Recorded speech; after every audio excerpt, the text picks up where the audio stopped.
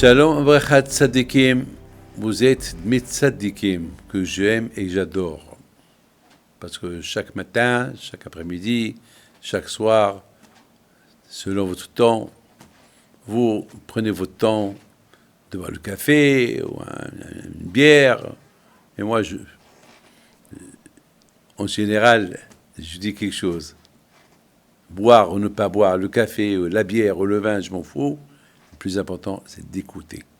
Renforcez-vous avec la Emouna. Aujourd'hui, je vais parler de Moshe Rabbeinu. L'amour que Moshe Rabbeinu il avait avec Paul ibn Israël. Alors, il faut savoir une chose. Si vous avez un enfant, vous n'allez pas prendre un calendrier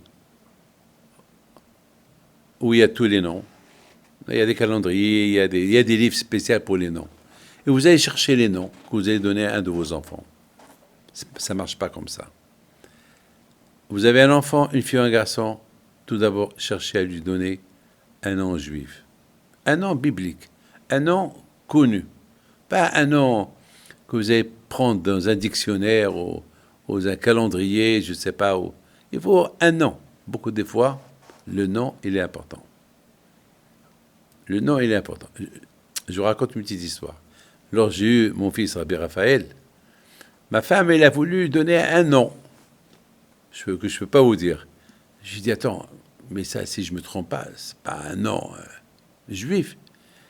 C'est un nom biblique. Mais il dit, ça va, on lui donne un nom biblique, mais on peut lui donner... J'ai dit, attends, mais une fois, j'ai entendu un chien qui s'appelle ce nom-là. Et elle a commencé à rigoler. Elle a dit, non, c'est tout le monde s'appelle, c'est un nom français. J'ai dit, non. Elle m'a dit, mais oui. D'accord, j'ai rien dit. Je suis parti à la mairie et j'ai donné le nom Raphaël. C'est tout. Parce que c'est important de donner un nom juif à l'enfant. Ah, maintenant, il faut savoir une chose.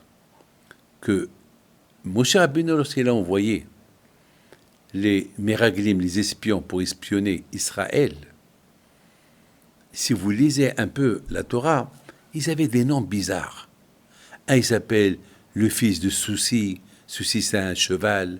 Ils n'avaient pas des noms bien. Alors, Rabbi Meir Balanes, il dit que selon le nom de la personne, on peut savoir qui est la personne. Parce que les noms, ça a une grande signification sur la personne elle-même.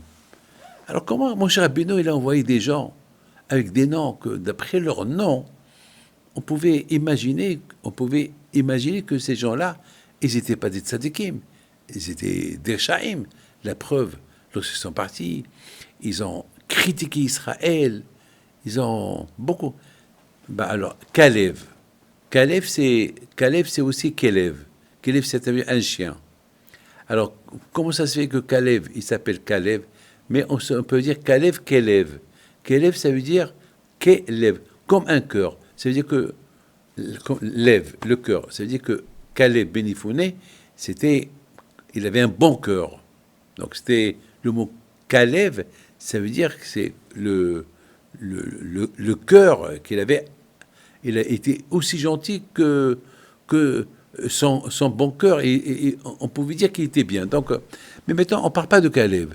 Maintenant, on parle des autres, qu'ils avaient des noms bizarres. Comment ça se fait que Moshe Rabbeinu, avec les noms bizarres qu'ils avaient, Moshe Rabbeinu, il les a envoyés pour explorer Israël, et à la fin, voilà, ils ont critiqué Israël. Vous savez que mon grand-père, Rabbi Haim Pinto, les gens, ils venaient chez lui pour que lui ait choisi le nom à donner à leur enfant. Bémet, hein. Beaucoup de fois, vous avez un problème, demandez à un rabbin. Il faut chercher le nom de la famille. Tout d'abord, les noms que vous avez dans la famille. Il y a beaucoup de noms. Les Tunisiens, la communauté juive tunisienne, ils ont des noms très bizarres. Mais je me suis beaucoup renseigné, mais les noms qu'ils ont, ils sont extraordinaires. Ils sont en arabe, mais ils ont une grande signification. Donc j'ai demandé pour comprendre. Donc à Bretagne, on ne peut pas donner un nom comme ça. Donc on a posé la question pour Moshe Rabbeinu. Comment ça se fait que Moshe Rabbeinu, alav shalom, il a,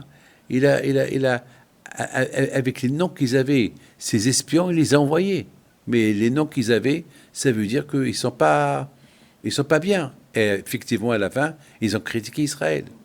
La réponse, elle est, tellement que Moshe Rabbeinu, il aimait les Juifs.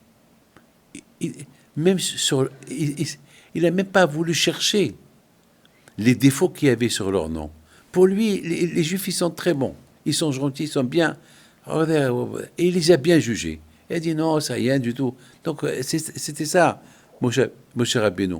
La question que j'ai posée, c'est un grand tzaddik tunisien qui la pose. Rabbi Shmuel Taïb, alav shalom. Celui qui pose, comment ça se fait que Moshe Rabbeinu, il n'a pas fait attention au nom qui portait ces espions-là. Alors, il a répondu, Baruch Hashem, ce que je viens de vous dire, mais grâce à Dieu, moi aussi, j'ai pensé à cette réponse avant que j'ai lu sa réponse.